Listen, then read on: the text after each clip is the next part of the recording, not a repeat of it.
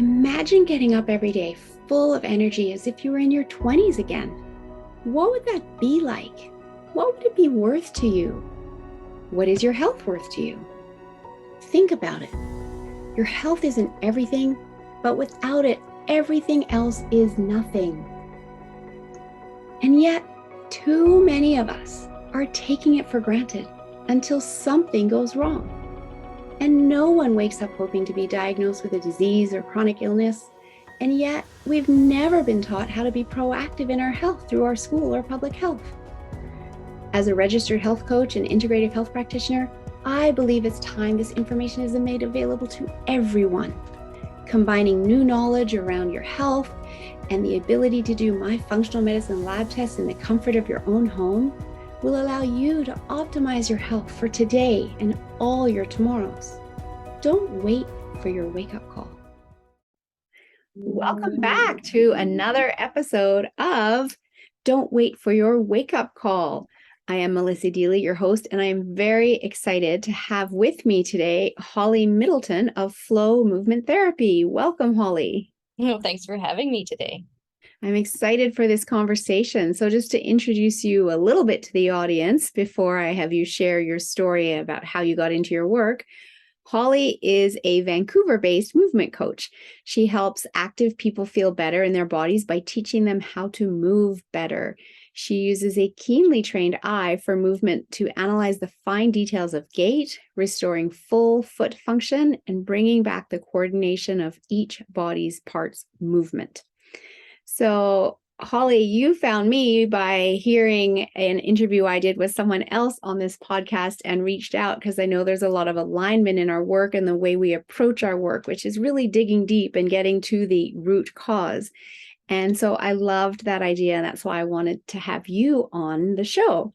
But if you can start out just by sharing what got you into this line of work, because there's always a backstory, and I'd love you to share it with the audience. Yeah, there's always a good backstory. So for me, if I go back a little bit, when I was younger, I was a dancer. And so I danced at a high level. And as dancers, we are very good at moving, but not necessarily taking good care of our bodies. And so that sort of came about to the chickens came home to roost. And eventually I couldn't ignore the aches and pains in my body anymore. And I ended up having a foot fracture that stopped me from going to a dance competition. It was pretty devastating to have that taken away from me at the time. And I'm just going to stop you there for 1 second. Sure. Because you've said a few key things there that I talk about all the time, and that is symptoms. Symptoms are our body's way of talking to us and trying to get our attention, and they're not really for us to be ignoring, and yet it is what's been normalized in society, right? That we have to push through, we have to do more, and we do ignore our symptoms, but the body is very smart as well. And when the body isn't getting what it needs, it will send you a bigger symptom. Yes. One of the lines that I love to share is listen when your body first, talks to you gently in the whisper of a feather, because if you don't, it might come along and get you with a 2x4. Yes. Still not listening. Watch out, because there's a wrecking ball. And here in your story, you're sharing exactly that's what's happened, right? The fracture happened because you were ignoring the earlier symptoms, because I'm sure in a high level dance, you felt like you had to keep showing up, keep practicing in order to maintain your fitness and your skill, etc., to go to the competition. But then you didn't get to go to the competition. And that is, I'm sure that was heartbreaking. So please keep going. Yeah. So, and in the irony, if that is correct definition of irony, the bone that I broke is one of the smallest ones in the body. Oh, of course. But had the biggest impact on me, yeah. Both stopping me from dancing, but also my wake-up call. Yes. Okay, I need to stop ignoring this. I need to stop the dancer's way of pushing through and getting stuff done without at all costs. And so that caused me to have no choice but to be stuck on the couch, watch my teammates compete virtually, and then try to sort out what's going on. And so I was frustrated. I couldn't do very much, but Mm-hmm. the things that I could do were to search and try to understand what was going on. So research, I in other words, Yeah, online research. researching, Yeah. yeah, And and just trying out to of interest, understand. how long ago was this, if you don't mind me asking? Almost exactly 6 years. 6 years ago.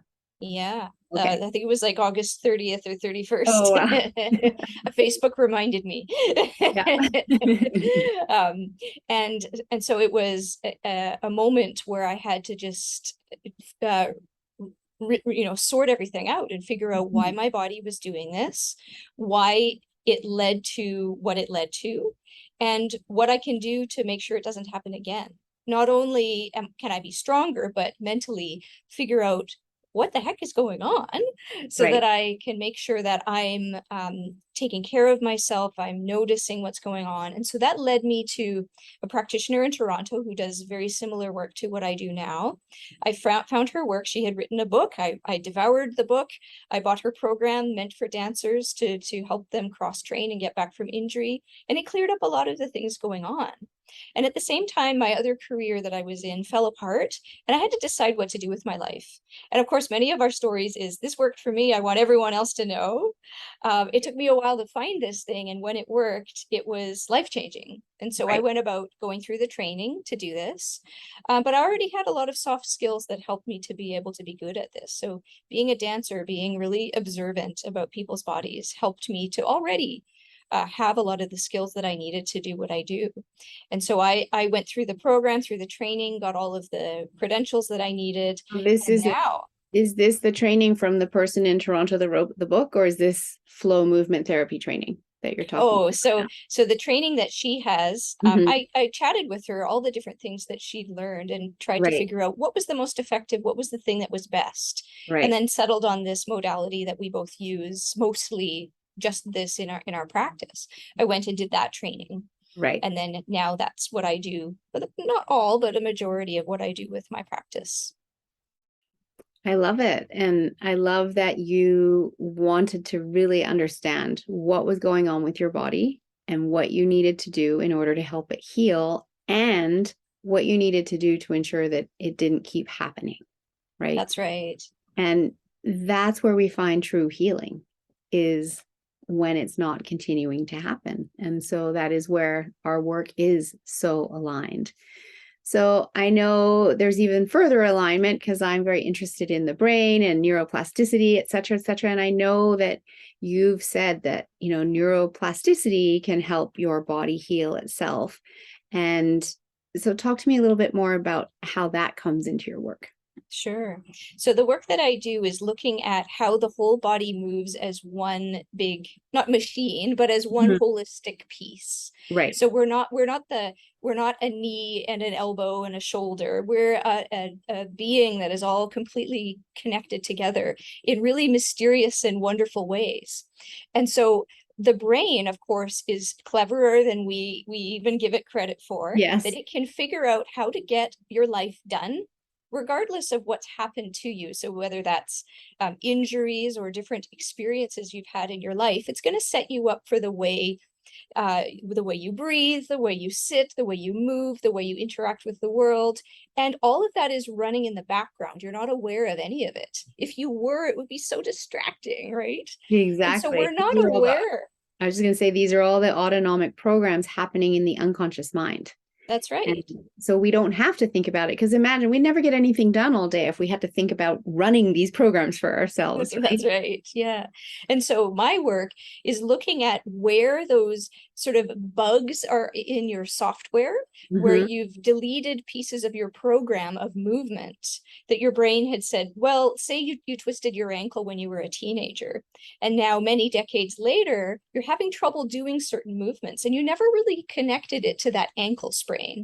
But that ankle sprain has meant that your brain has said, it's really unsafe to go into that shape where this sprain happened. So we're just not going to go into that space at all. But it's not going to tell you that it's done that. It's just Right. going to simply never allow you to go there because that was bad. Right. And if we go into bad places, it distracts you from the stuff of being a human. right? You can't get your Absolutely. work done Right. because we know when you're in pain, it's really distracting and it prevents you from doing the things you want to do. But Mhm. for many of us, we don't know what we don't know. We don't realize that our Absolutely. brain has done this to allow you to still get on with it. You imagine if you stubbed your toe as a kid and hobbled around, and then your body would be like, nope, no more walking. It's over. No, your brain says, well, we'll just hobble for a bit. We'll still be able to get around. The Right. same thing with bigger injuries or surgeries or emotional experiences. They shape how you're moving, and we don't even know because it's all programs running in the background. And so my work helps you shine a light on all those dark areas, take out those bugs in your movement programming and bring them back to you so that your body can start moving into those shapes that it's unfamiliar with, which then frees up the potential for you to be able to move in new ways that maybe feel better. They're more efficient, they're less painful, your performance is better if you're more of an athletic type of person. You can lift things faster or easier, you get stronger somehow without realizing why. And it's just simply getting all of those systems online again that you have no idea that you have, that in the background they have shut off. It's kind of like your iPhone, your cell phone. Right. You don't know what your factory settings were. You probably couldn't Right. reset it yourself if you were asked to, right? Oh, yes, Same thing with your absolutely. brain.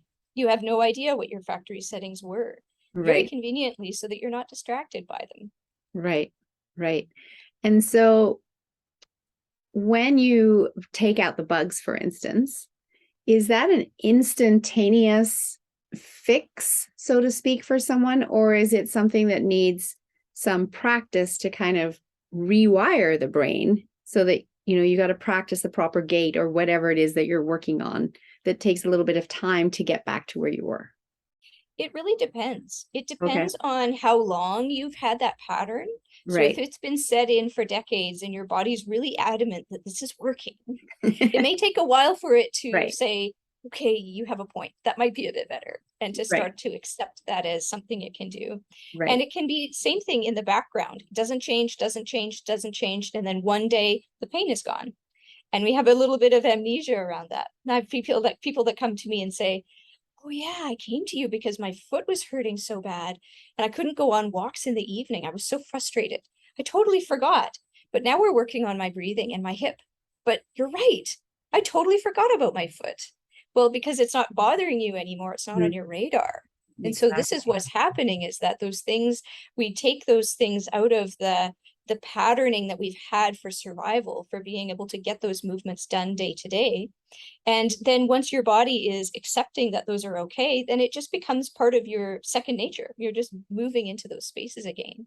But your brain will try a little bit and not be quite sure. And it Hmm. will need some time and a safe space. So Hmm. sometimes your body's just not ready for that. You're Hmm. holding on to those patterns for a very good survival tactic.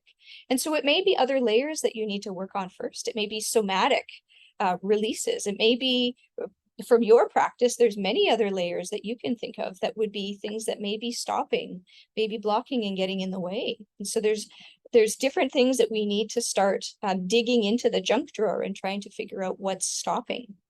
Or Mhm. as I like to say, peeling back the layers of the onion. And I was Yeah. just going to say exactly what you're saying, that ultimately our brain is charged with keeping us safe and alive. And when we start to do things differently that it doesn't recognize or that we haven't done in a really long time, it is cautious about that because it's not sure if it can keep us safe when we start doing that different thing. It knows it can keep us safe where we are because we're here and we're alive. And Yeah. that's where our brain starts talking to us.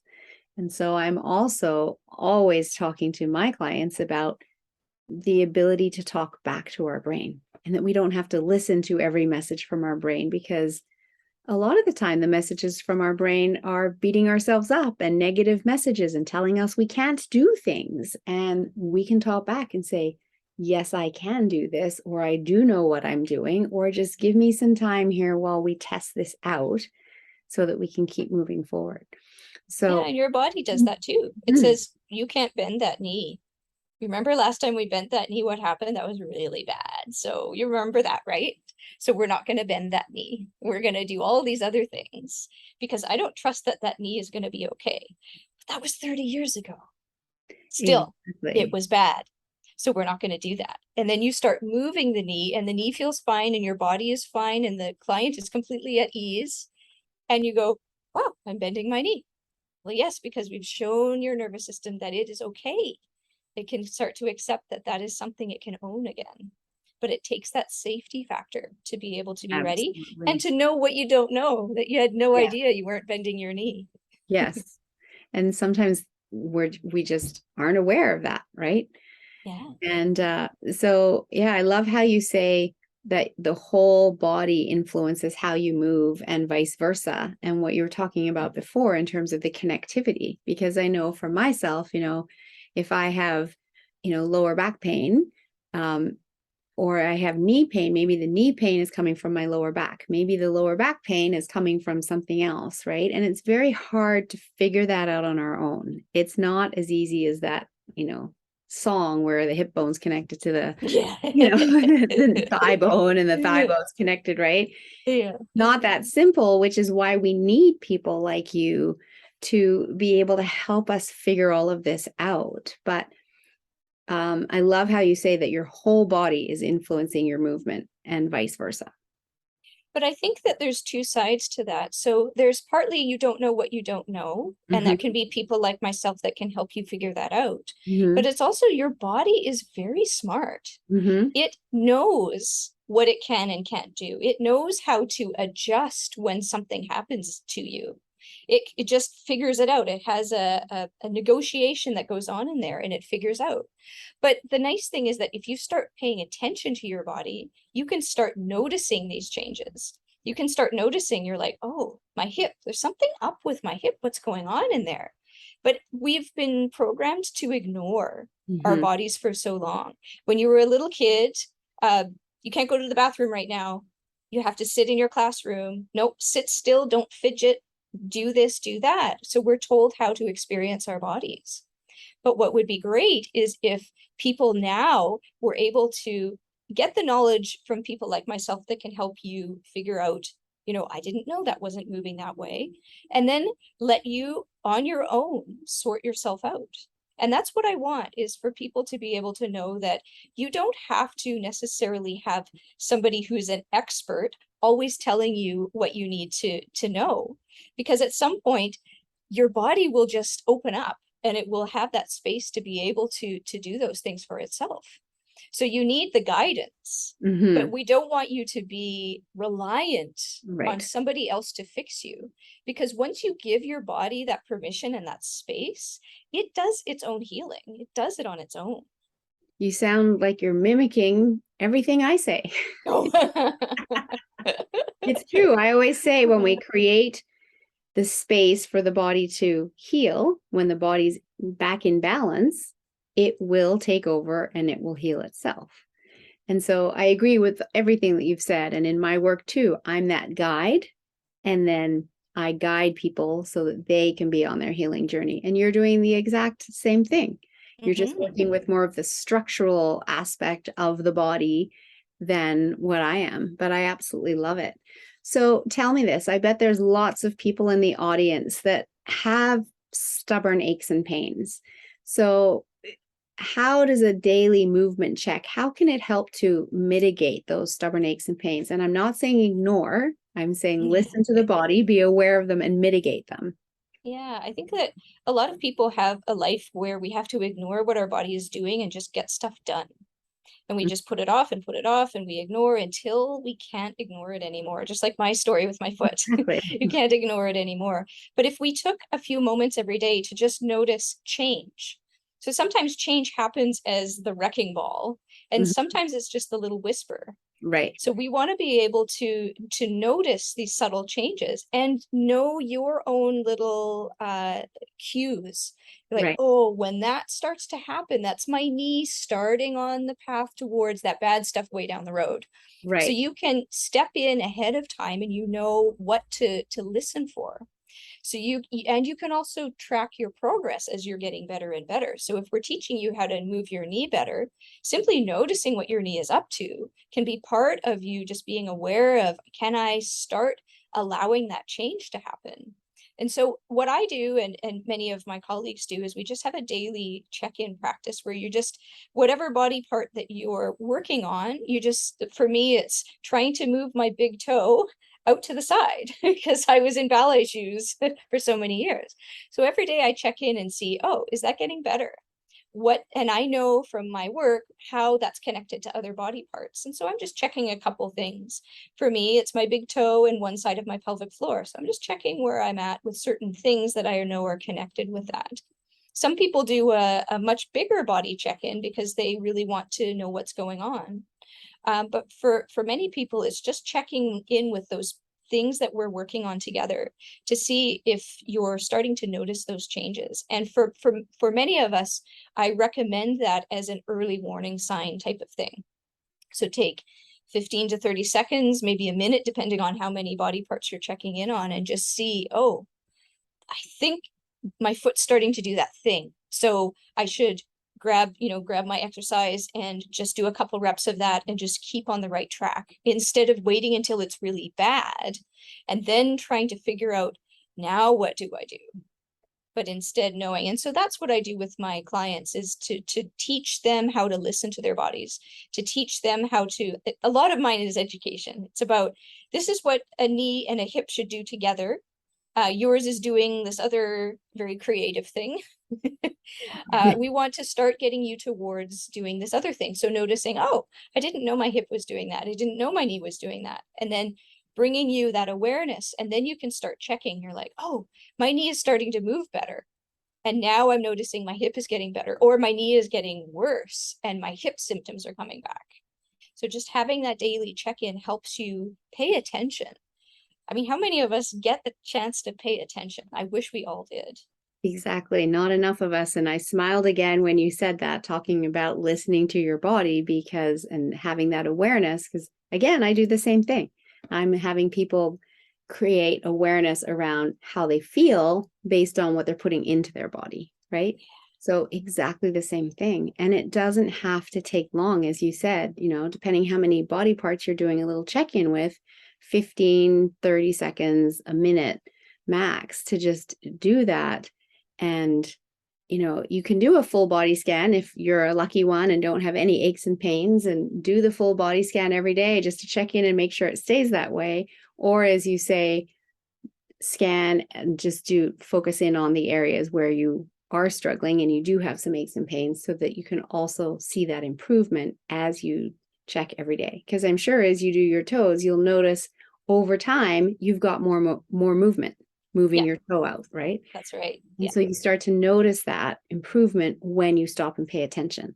Otherwise, it's so subtle that if you're not paying attention, you might be thinking, I'm doing this and it doesn't work, right? Yeah. And there's that too. There's the impatience that our bodies can change very fast, and they can also change very slow. But healing is not linear. And I have so many people who are, oh, it's regressed back again. Like, it's not linear. It's not like a TV show where, the bad thing happens and then it gets resolved in an hour, right? Right. It Right. doesn't get wrapped up neatly like that. So our healing takes the time that it takes. And for some people, it's in one session, I can figure out what's going on. Your heel is in this shape all the time, and we just move your heel. And other people, it's like, well, it might be this, it might be this, it might be this, it might be a whole host of different things. We just have to find the thing. And when we Right. find the thing, then it's suddenly, okay, we've got it. Right. And so that ties into a comment that you've said, that restoring movement involves the whole body. Yes. Yeah. So we're not a knee and a shoulder and a hip. We're the whole machine working together. And there's many body parts that we think we know a lot about, and as just average folks, we know a lot about what things do. And then other body parts that are a bit of a black box. And one of those is your feet. And there's a lot of presumptions we have about feet and what feet need and what feet should do and how feet should show up in our lives. And a lot of that is just social programming, that feet have to be covered and feet should, all of these things. They're smelly, Feet, they're dirty, we can ignore yeah, them. yeah, and holding the arches need support, and all these sorts of things are just a result of decisions in the past that people have made about what feet should do. And then we end up ignoring our feet until they hurt, and then we have certain assumptions about what foot healing is like that we wouldn't apply to any other parts of the body. So it's always a mystery to me. But we do want to make sure that all the bones in your feet are moving as they should. They're just like your hands. They're analogous to your hands. They have the similar joints and structures. And yet our feet are, because of our social programming, are kept in certain situations most of our lives. And then that prevents us from having good movement in all the other parts of your body. If you're familiar with reflexology, the reflexologists have different points on the foot that relate to different parts of the body. And it's the same thing with the skeleton. So different parts of the bones in your feet relate to the movements in other parts of your body. So your heel moves the same way, so in all the different planes of motion, Right, as your pelvis and your skull. So they need to all move in the right, same way at the same time, right. for everything to be nice and coordinated. And most of us don't realize there's these connections. Hmm. And each of the bones in the foot will relate to the movement of a part all the way up to your head. And we want all of those parts to move in your foot to allow the parts in the rest of your body to move as it should. But many of us don't know. I didn't know this until I took the training either. We're all unaware of the importance of the movements of your feet and vice versa. If you can't move your pelvis, you might not be moving your heel very well. And then you've got plantar fasciitis or, fallen arches or something like that that's going on. And so when we, a quote that I like is, where you think it is, it ain't. Hmm. So the thing that starts bothering you is not necessarily the place you want to look. It's Yes, just the thing that has popped up to the surface and said, excuse me, something's going on here. We need to pay attention. yes. Listen to And me. so, yeah, you want to listen to what's going on in your body. And that's why we have those check-ins is, that's that little niggling thing in my knee, which means that I need to pay more attention to this part of my foot or whatever it is, whatever we've connected together. And so you can stop those things from happening ahead of time. You can be preemptive instead of reactive to what's going on in your body if you choose to do that. And many people don't. Many people are happy just going and having someone, a chiropractor or a massage therapist to just try to fix them and get on with things. But you do have the power to keep yourself well on your own if you want to take a bit of time to understand what your body's trying to say and then what your body is meant to do and to be able to bring those back. I mean, do you want to spend an hour once a week for the rest of the year at a massage therapist plus the driving and parking and all of that? Or do you want to check in for 15 seconds a day and see how your body's doing, right? To pay attention to it. Absolutely. And for many people, they may not even know that there's options like your work available because they only know there's massage or physiotherapy, for instance.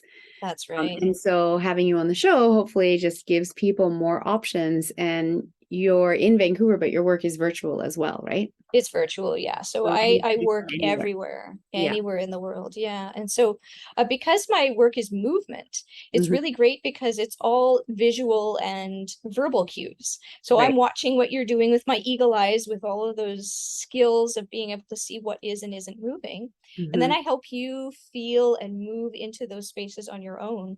You could be in Australia, you could be in the States. It doesn't matter where you are, we're still able to do that. Right. Because movement is something that can be done through me looking and me giving you words to help prompt you into movements. I love that. And I also want to say that I love what you were saying about your feet and our feet. I believe we don't give our feet enough respect, first of all. And I remember reading somewhere a couple of years ago about how the fact we are always in shoes. And so we're not using our feet and their sensory ability enough for Like we should be able to walk downstairs in our senior years without having to look at the next step, without holding onto the railing, because that's what our feet can do for us when we give them the practice of doing that. But we need to be barefoot for that to work really well. And it's interesting because when I was a young child, I was living in Australia, we'd run around barefoot outside all the time, right? But then we moved to Japan where you didn't run around bare feet. And you did take your shoes off when you got in the house, though. So you might be walking barefoot or in, socked feet inside the house. But I remember once my mom's like, can you go buy a bag of rice? And I got on my bike and I rode up to the corner rice store. And I didn't even think about it. I just ran out of the house barefoot, got on my bike, rode to the store, walked into the rice store, sacks of rice everywhere on the floor, and picked up a bag of rice to buy it. And the little old lady in the rice store was just telling me how awful it was. I didn't have any shoes on my feet. I Oh, think she felt sorry for me, like I didn't have oh, my own shoes. oh no. And that's just the societal, expectation that has happened. We protect our feet because we don't want to be stepping on, glass and nails and getting cuts, et cetera, et cetera. But there is so much benefit to going around bare feet from your work and allowing our feet to move as they naturally should, but also in my work from getting bacteria from the soil and the grass and nature onto our skin and into our bodies. So for all of the audience, it's think about the next time you can get outside barefoot. Yeah, but it's also important to know that if you've been in shoes or arch supports for a long time, that your feet need to adjust to that. So it's like if you were sleeping in a bed and then you had to sleep on the floor, your body would not be okay with that sudden change.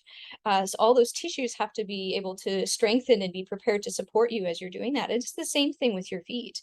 And so I see this often. I've been in groups for people who are barefoot, minimal shoe enthusiasts.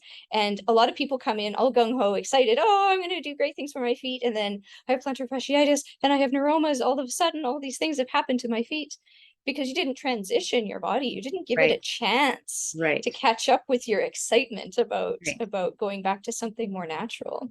And so we have to give our bodies a chance to do that. And I've seen that a lot is people very excited, and I'm great enthusiasm to be thinking about, just as you said, the connection between the importance of your feet and the ground. But we also need to give them a little bit of a helping hand to get there. So yes, always wanting to be the least amount of stuff on your feet when you can, when it's appropriate to do so. And then if you want to transition into more minimal types of shoes, make sure you do that in a way that's not just instantaneous, not just suddenly changing. Make sure you give your feet a chance to catch up with your excitement. I love that, and a really great reminder. So I have a question that I always ask my guests towards the end of the show. And I want to ask you, I know you mentioned it earlier, but what does don't wait for your wake-up call mean to you now? It means to give your body a chance or give yourself an ability to notice what's going on in your body.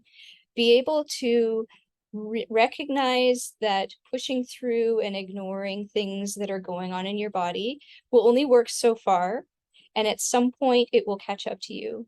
And so that's the same with if it's nutrition or sleep or any of the other inputs to your body, but it's also how your body's moving.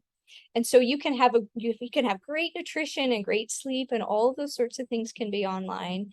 And we want to make sure that we're also able to have your body keep up with you. And you say as you get older, and I've seen that with my grandparents, that my grandfather he was able to get around all the time, and my grandma's knees betrayed her. She wasn't able to keep up with him. And so we want to make sure that we're doing the work. And I have many people say, I wish I had worked on my knees when I was 30 instead of now, because it's so much harder as I get older. But people, when they're younger, they have that, get on with it. Oh, it's not important. It's not going to affect me. But I have so many people who say, my grandma has such trouble with her hips getting out of chairs. I don't want to be like that. Mm-hmm. And you don't have to be like that. And when we think, the further and farther down the road you get, the harder it is to unravel. And that's true, but it's not unravelable. Right. Because I've had I've had clients in their 70s be able to get their hip function back, be able to get foot function back, be able to do all of those things, get good breathing patterns, and be able to have their vitality in their older years because they realize that, okay, so a knee brace and orthotics isn't necessarily going to keep me going, that there are other things. But like you say, we just don't know that there's these modalities out there that can help you. Right. And I absolutely love what you're saying there, because again, I say the same thing, that the further out of balance the body is, the longer it will take to come back into balance. It can come back into balance. It will just take longer than if it's only a little bit out of balance when we address it. Or even better, that we take proactive action and choose to, really understand how our body works and how we can support our body in the best way possible, so we have the movement and agility for life. So I love everything about what you're doing. There's just so many synergies between our work. I think so. I'm sure the audience would love to know how to get hold of you. So please share how they can get hold of you. And I know you very generously offered a free gift as well, if you can share what that is too. Sure. So you can find me on my website at flowmovement.ca so that you can learn more about my work. And there I have lots of free tutorials and things. You can go and try out some of my thought processes and exercises on your own, as well as my podcast, my podcast appearances. You can find me chatting about this stuff. I work internationally online. And if you're in the Vancouver area, you can come and see me on Commercial Drive. So all that information about working with me, that's all available on my website. And if you want to get started on either getting some check-ins and noticing about your body, I have on my website, I also have some links to my member vault, which has 2 courses. There's my free sampler, which gives you a chance to try out all the different things that I do. You can get a gait analysis from me so I can see how you walk. You can try out one of my workshops to see how I think through all the different things going on to help your spine. And then you can get a vault of different exercises that I don't release to anybody else. And then I was talking about the foot function piece with your getting into minimal shoes. So I have Refurbish Your Feet, which is a course on my website as well that helps you with all of the things that you need to start bringing back those movements in your feet, specifically for people that want to start to go into minimal shoes. So those are all available on flowmovement.ca. Well, that sounds incredibly generous. Thank you very, very much. I know I'll go and check it out myself. And are there any last words you would like to leave with the audience before we wrap up the show? I just think that this is an amazing synergy, that you're able to do this to bring more information to people that are out there of all the things that they may be seeking and looking for. And I know a lot of people come to me after they've either discovered the type of work that I do and we're, who's local, who can do this. But definitely I want to keep supporting your podcast, because I think that it's important for people to be able to discover modalities that they had no idea that were out there that can really help them. And many people are saying, I know that, a surgeon told me I need this, or that I need injections, or I need these different things for my body. And I don't want that. I want the opposite of that, but I don't know what the opposite of that is. I don't even have the words for that. And so people like yourself, when you're doing your podcast, it helps people put a vocabulary to what they need, because many people just don't have the words for it. They're like, maybe I need stretches, maybe I need a massage thing, I don't know.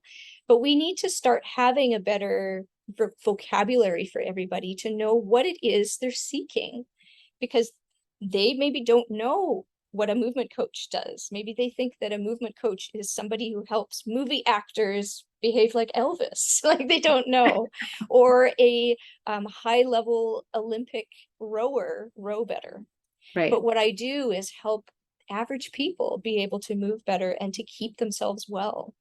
And hopefully that's something that people can start seeking out, those sorts of vocabulary, to be able to know what their body needs. Well, I love that. I love what you're doing. I know there's millions of people out there that need it. So I'm absolutely honored to have you on the show and to share this with people so that they are aware of what is available to them and can seek you out. So thank you so much for giving your time and being here today. I really appreciate it. And thank you to the audience for tuning in, listening, and sharing my podcast with those who you think it can benefit. If you're enjoying my content and someone that wants to step into being proactive in your health and learning more, I would love to invite you to join my membership community. There's a link in the show notes. For only $19.99 a month, you get access to all of my content, and there's a lot, as well as weekly calls that you can come and get your health questions answered. It's truly priceless. I'd love to see you join the community. Check out the link in the show notes.